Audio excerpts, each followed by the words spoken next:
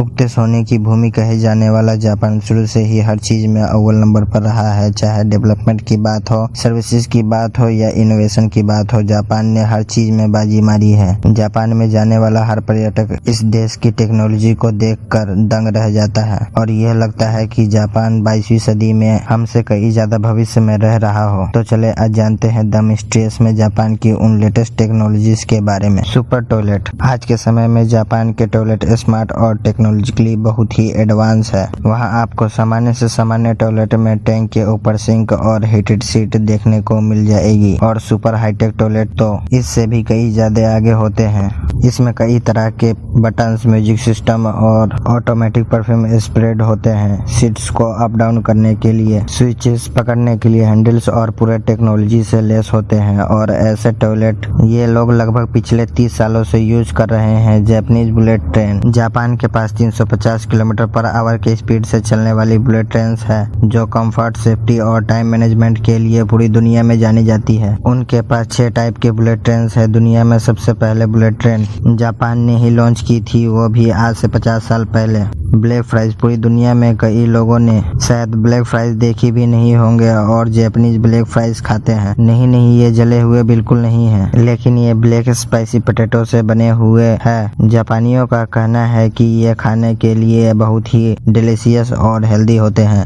Portable एस्ट्रेस। Japan में कई लोगों को सिगरेट पीने की आदत है, लेकिन वे उसका स्ट्रेस या राख यूं ही रास्ते में नहीं फेंक देते हैं। उसके लिए वे लोग अपने साथ खास पोर्टेबल एस्ट्रेस रखते हैं जिनसे जापानीज रास्तों में राख तक का कचरा न हो। सच ए क्लीन कंट्री। और ये आदतें इस देश के लोगों की पोलाइटनेस और रिस्पेक्ट को दर्शाती है। लेकिन बी रिमेम्बर, सिगरेट पीना स्वास्थ्य के लिए हानिकारक है। The most organise luggage. पूरी दुनिया में अगर हम एयरपोर्ट पर जाते हैं तो हमारा लगेज एक बेल्ट पे ऐसे वैसे बिखरा हुआ पड़ा मिलता है, लेकिन जापानीज एयरपोर्ट पे लगेज बैग सलीके से, रिस्पेक्ट से और ढंग से लगाई जाती है, जिसे लेने के लिए एयरपोर्ट स्टाफ आपकी मदद भी करता है। Small shops on the road. Japan पर हाईवे पर जाते ही बीच में आपको कई सारी स्मॉल शॉप दिख जाएंगी। इन छोटी सी दुकानों में मालिक या कोई भी नहीं होता है। ये सिर्फ ऐसी ही अकेले खड़ी होती है और उसमें फल और सब्जियां भरी होती है। ये दुकानें आसपास के खेतों के फार्मर्स ने बनाई होती है, जो लोग अपनी बोई हुई सब्जियां इन दुकानों में रखते हैं और जापानीज नागरिक इनमें से जो चाहिए वे सब्जियां उठाकर वहां पर पेमेंट छोड़ देते हैं। ये स्ट्रेटेजी सिर्फ ऑनेस्ट ही नहीं लेकिन फूड वेस्टिंग भी ना हो इसका उदाहरण भी देती है। Multi level parking system. Japan विस्तार में बहुत ही छोटा देश है और इसके लिए वहाँ पे पार्किंग में व्यवस्था करना एक बड़ा चैलेंज था, पर जापान ने उस समस्या को सुलझाते हुए मल्टी लेवल पार्किंग सिस्टम के स्लॉट बनवाए, जिसे एक साथ एक दूसरे के ऊपर कई सारी गाड़ियां खड़ी की जा सकती है या ग्राउंड लेवल के अंदर कई सारी गाड़ियां पार्क की जा सकती है। ये इंटेलिजेंट पार्किंग सिस्टम जापान में 1965 से चल रहा है। Robots run hotel. जापान के टोक्यो शहर में हेना नाम की होटल में रोबोट्स वर्कर काम करते हैं। इस होटल में ज्यादातर रोबोट्स है, लेकिन कुछ इंसान भी काम करते हैं जो इन रोबोट को चार्ज करते हैं और कई कम्युनिटी वर्क संभालते हैं।